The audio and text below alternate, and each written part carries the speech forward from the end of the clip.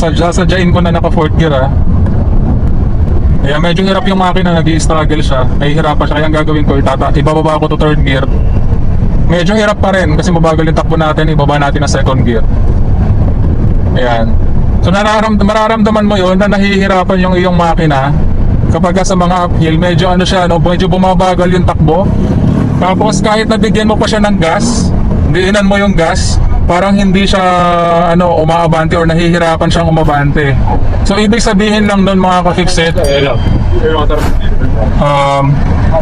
yung particular gear na naka-engage sa transmission mo, hindi niya kayang paandarin or hindi niya kayang paabantehin ng tama or maayos yung iyong sasakyan doon sa particular uphill na yon.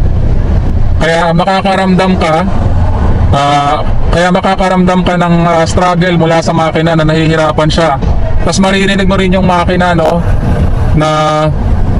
nahihirapan siya. So yung kanyang tunog ay yung low pitch or deep sound, malalim na tunog.